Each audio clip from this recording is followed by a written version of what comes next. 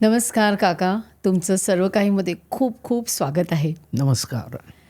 आपल्या गेल्या पॉडकास्टला इतका रिस्पॉन्स झाला, इतक्या लोकांनी प्रश्न विचारले आणि आता मला असं वाटतं दत्त जयंती आहे. दत्त जयंती आली. तर हो. त्यामुळे साहजिकच आहे तुम्ही येऊन तुम्हाला जे दत्त महाराजांनी जे काय अनुभूती दिली आणि मला असं वाटतं की महाराजांनी आणि गोरक्षनाथांनी एकत्र तुम्हाला दर्शन दिलं, तर त्याबद्दल सांगा ना. बऱ्याच वेळेला असे अनुभव आलेले आहेत की गिरनार चढतानाही जेव्हा मी गुरुशिखरावर जातो आणि रात्रीच्या वेळेला जात असताना बऱ्याच वेळेला गोरक्षनाथांचं प्रथम दर्शन घ्यायचं. अंबाजीचं तिथून गोरक्षनाथांचं बाहेरून, कारण सर्व बंद असायचं आणि एकटाच असायचं. त्यावेळेला गोरक्षनाथांच्या इथून एक वेगळ्या सुगंधाच्या लहरी माझ्याबरोबर यायच्या आणि त्या गुरुशिखरापर्यंत मला साथ द्यायचे आणि त्याच्यामुळे मला कधी एकटा असा भास झालाच नाही. मी नेहमी त्यांच्या समवेतच गुरुशिखरावर जाऊन महाराजांचं दर्शन घेतलेलं आहे. आणि गोरक्षनाथ एक जाज्वल्य सिद्ध हे होऊन गेले, शंकराचाच अवतार आहे तो. आणि पहिल्यापासून नाथांचं आणि दत्तात्रयांचं एक वेगळं नातं आहे आणि ते मी अनुभवत आलेलं आहे. असाच एका प्रसंगी मुसळधार वारा वादळ पाऊस होता आणि मी गुरुशिखरावर जात होतो. रात्रीचाच सुमार होता आणि पावसाने थैमान मांडलं होतं. अशा ह्याच्यात मी गुरुशिखरावर जात असताना तिकडे कोणाच्या तरी बोलण्याचा आवाज येत होता. आता कोणीतरी 2 व्यक्ती होते. मी गुरुशिखरावर जाऊन पाहिले तर 2 बैरागी बसलेले होते तिकडे आणि त्यांचा आपापसात काहीतरी वार्तालाप चालले. फक्त लंगोटानिशी एवढी प्रचंड गारवा होता, थंडीसारखा, आणि त्या ह्याच्यामध्ये शेकोटी पेटवून ते 2 जण बसले होते. आणि तिकडे मी गेल्यानंतर चरण पादुकांच्या समोर मी जाऊन बसलो. त्याने मला तिकडे त्या शेकोटीजवळ बोलवलं, बाजूलाच होते. पण मी पाहिलं ते दोघंही चिलीम ओढत होते आणि ते चिलीम पिणं म्हणजे त्याचा तो उग्र दर्प मला नकोसं वाटलं. मी लांब बसणंच पसंत केलं. पण त्याच वेळेला त्यांच्यात जे एक जण लंगोटानिशीच होते आणि वेगळी शरीरयष्टी आणि वेगळंच रूप होतं त्यांचं, आणि दुसऱ्यांनी कानामध्ये भल्या मोठ्या बिगबाळ्या घातलेल्या होत्या. आणि त्या दोघांनी जेव्हा मला पुन्हा बोलवलं की इधर आके बैठो, तर माझं लक्ष, मी नापसंती दाखवली त्यांच्या हातातल्या चिलिमीकडे बघून. तर त्यांच्या लक्षात आलं आणि जे तेजस्वी जे साधू होते त्यांनी आपल्या हातातली इसका तकलीफ हो रही क्या, त्यांनी उचलली आणि ती शेकोटीमध्ये टाकली. आणि त्यांच्यासमोर त्यांचे जे शिष्य बसले होते त्यांनी त्यांचं अनुकरण केलं. त्यांनी त्यांची चिलीम त्या शेकोटीत टाकली आणि मग मात्र मी निघालो. आणि कारण थंडी एवढी प्रचंड वाटत होती की मी जाऊन त्यांच्यासमोर बसलो.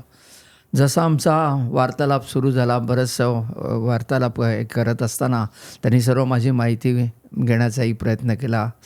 बोलत असताना बऱ्याचशा गोष्टी त्यांनी मला उपदेशपरही सांगत होते. आणि त्याच वेळेला अचानकपणे त्यांच्याबरोबर जे दुसरे शिष्य होते ते एकाएकी म्हणाले, इतने साल से तुम गिरनार पे आ रहे, क्या फ़ायदा हो रहा है तुम्हारा, असं करून अद्वा करून ते बोलायला लागले आणि दत्तात्रयांची निर्वसना करू लागले. इधर से कुछ नहीं मिलने वाला तुमको, ऐसा वैसा, ये 3 मुंडीवाला क्या करेगा, अशा पद्धतीची वक्तव्य येऊ लागली. 3 मुंडीवाला? हां, 3 मुंडीवाला म्हणजे दत्तात्रय. आणि मग मात्र माझा स्वतःवरचा संयम तुटला. मी रागाच्या भरात तुम चिलीम पिओ, दारू पिओ असं करून अद्वा मी बोलू लागलो आणि मी रागाच्या तिरमिरीत उठून उभा राहिलो. जसा मी उठून उभा राहिलो, जे त्यांच्यामध्ये गुरु होते ते उठून उभे राहिले आणि ते हसू लागले आणि त्यांनी मला जवळ येऊन, शांत हो जाओ बालक, हे गोरक्ष तुम्हारी परीक्षा ले रहे थे. ते प्रत्यक्ष गोरक्षनाथ त्या ठिकाणी होते. आणि मग दत्तात्रयांनी मला जवळ घेतलं, डोक्यावरून ममतेने हात फिरवला आणि गोंजारलं. त्या क्षणी सर्व त्रैलोक्य आपल्या चरणापाशी यायचा मला भास झाला आणि माझा मी नच उरलो, अशीच अवस्था झाली.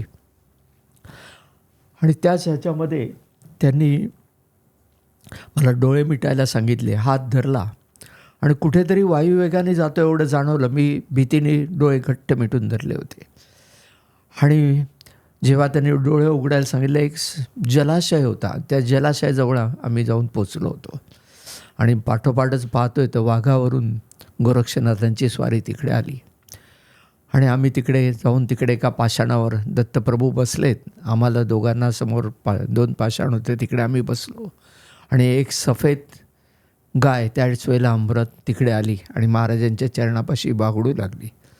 हरिण होते, राजहंस होते आणि त्या ठिकाणी वेगळा प्रकारचा सुगंधाच्या लहरीच्या लहरी येऊ लागल्या आणि पाहतो तर तिकडे ऋषीमुनी साधू संत सर्व त्या ठिकाणी जलाशयाच्या भोवती आले आणि महाराजांच्या इथे येऊन त्यांना वंदन करू लागले.